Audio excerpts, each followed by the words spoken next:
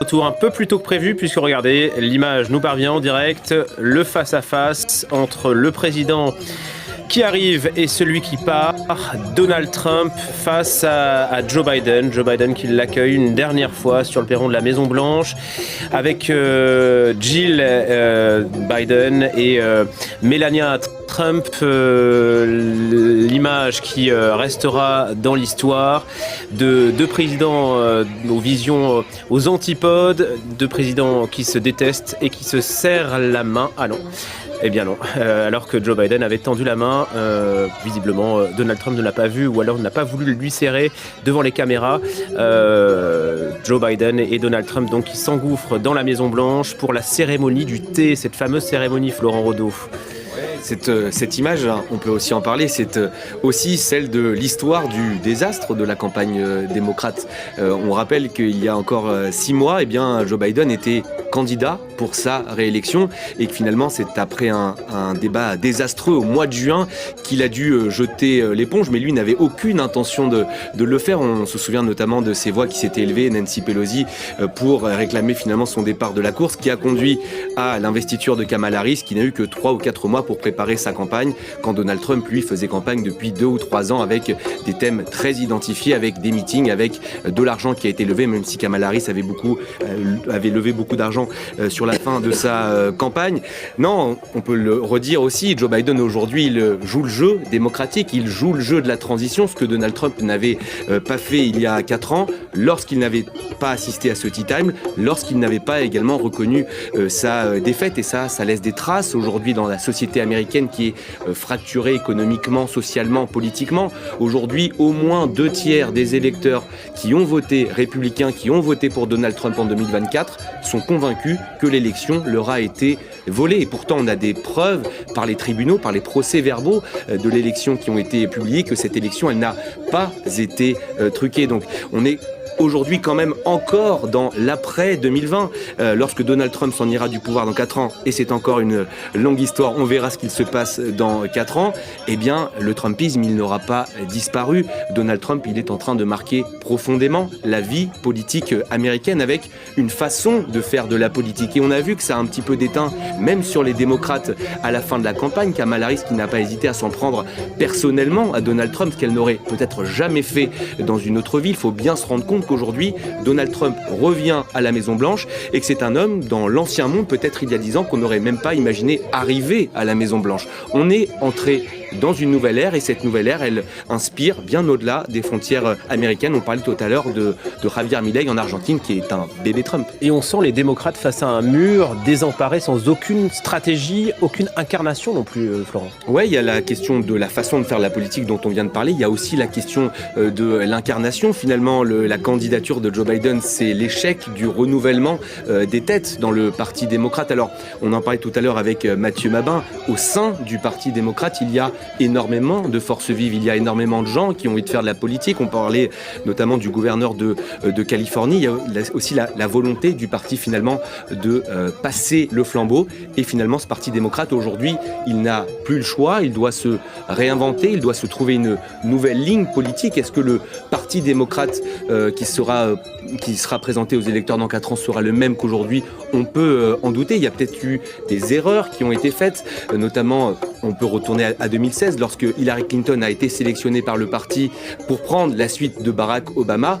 À ce moment-là, dans la primaire, c'est Bernie Sanders qui avait les faveurs des démocrates. Est-ce que les électeurs démocrates voulaient absolument que ce soit Kamala Harris? Ils n'ont pas eu le choix, on leur a imposé. À 4 mois de l'élection, il n'y avait pas d'autre choix que de faire monter Kamala Harris plutôt qu'une tête beaucoup moins connue, ce qui signe aussi peut-être la déjà fin de carrière politique pour Kamala Harris, qui avait peut-être d'autres ambitions pour elle. Florent, restez avec nous. On va retourner, il est dans 10 secondes, 16h ici à Paris, ça veut dire qu'il est 10h à Washington. On va retrouver donc en direct de la capitale fédérale américaine, Elisabeth Alain et Mathieu Mabin. Rebonjour à tous les deux. On vient donc d'assister à cette image du couple Biden qui accueille Donald Trump et Melania Trump à la Maison-Blanche pour cette visite de courtoisie. Ils devraient passer 35-45 minutes ensemble. Les 4 n'ont jamais caché leur inimitié. Le temps va leur paraître un peu long. Oui, effectivement, le temps annoncé ici peut surprendre, une quarantaine de minutes entre le couple présidentiel sortant et donc le futur entrant. On aimerait bien être une petite souris et savoir ce qu'ils peuvent bien se dire. Je vous demandais tout à l'heure en off, Mathieu, en préparant cette édition spéciale, la dernière fois qu'ils se sont croisés, c'était il n'y a pas si longtemps, mais on était resté assez silencieux. Oui, absolument. C'était aux obsèques de Jimmy Carter. C'était il y a quelques jours en réalité. Hein. Les drapeaux sont encore en berne à Washington à la mémoire de Jimmy Carter. Le deuil national n'est pas terminé. Effectivement, on se demande bien ce qu'ils vont pouvoir se raconter. Parce que traditionnellement, c'est un petit peu symbolique. C'est un couple qui rencontre un autre couple pour lui succéder dans cette grande maison. Donc le principe consisterait à présenter la Maison Blanche, le personnel. Mais en l'occurrence, dans ce cas précis, il n'y a rien à présenter. Donald Trump et son épouse étaient dans cette maison pendant 4 ans, il y a 4 ans. Ils connaissent chaque recoin de la maison, ils connaissent le personnel, ils connaissent les règles. Ça va être compliqué. Et puis, il ne s'agit pas non plus d'une passation de consignes. Le travail a déjà eu lieu, les deux administrations coopèrent. Visiblement plutôt bien, en tout cas c'est le message qu'envoie Joe Biden depuis le début de cette transition, cette longue transition qui aura duré 2 mois quand même. Hein. Même s'il y a énormément de sujets, ça reste extrêmement long. C'est une période très désagréable pour le président sortant, bien sûr, et puis pour l'ensemble du personnel qui travaille dans son administration. On a vu notamment Anthony Blinken, le chef de la diplomatie américaine, quitter ses fonctions hier, de manière évidemment émouvante, avec le personnel qui s'était rassemblé dans le hall du département d'État, ce personnel pléthorique.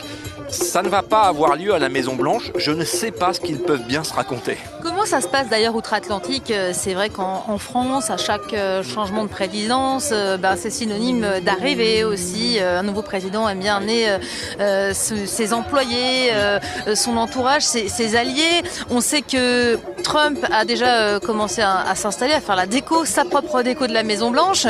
On dit que Melania Trump d'ailleurs, qui n'était pas à Washington pendant le premier mandat de Donald Trump, elle préférait rester à New York. On dit que cette fois, elle va être beaucoup plus présente, beaucoup plus visible. On peut imaginer que ce second mandat sera différent. Il y a déjà quelques signes aujourd'hui. Oui, alors on ignore si c'est une demande de Donald Trump, mais c'est vrai que même pendant la campagne, Melania Trump s'est un peu plus impliquée, notamment en commettant un livre.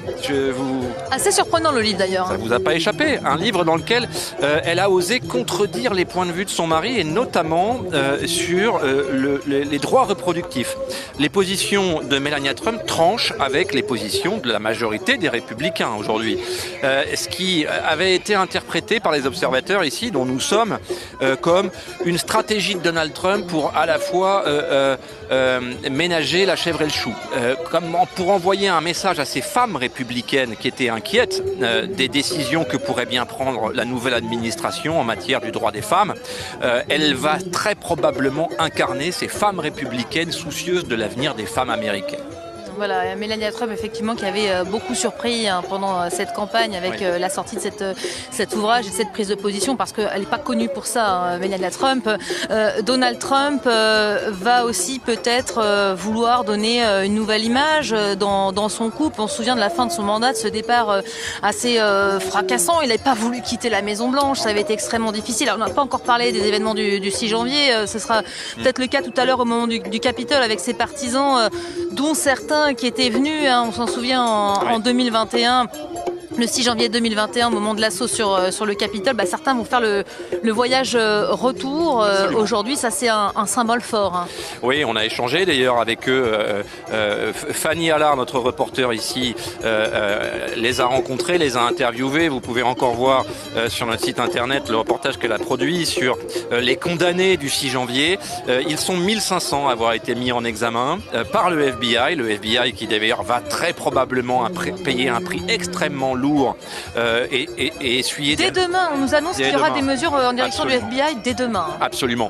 Et d'ailleurs, nombre de fonctionnaires du FBI ont déjà fait leur valise et on pense notamment à ceux qui ont commis la perquisition de la résidence privée de Donald Trump à Mar-a-Lago. Vous vous souvenez de cet épisode du jamais vu, encore une fois, dans la démocratie américaine. On imagine que ceux qui ont piloté l'opération ont déjà fait leur carton en réalité. On le sait. Maintenant, effectivement, ces émeutiers du 6 janvier, parmi lesquels quelques grandes figures figure. Certains d'entre eux ont été condamnés à plus de 20 ans de prison. Certains sont déjà sortis. Ils sont d'ailleurs invités au moment où nous parlons au Capitole, ce qui est quand même pas le moindre. En termes de des symbole, paradoxes, ça fait fort, C'est quand effectivement. même extrêmement fort, avec la même casquette rouge que celle qu'ils coiffaient pour monter à l'assaut du Capitole. Eh bien, ils vont voir leur mentor revenir à la Maison Blanche et s'emparer de ce pays en quelque sorte et retrouver ce Capitole, mais cette fois comme invité avec un badge de VIP.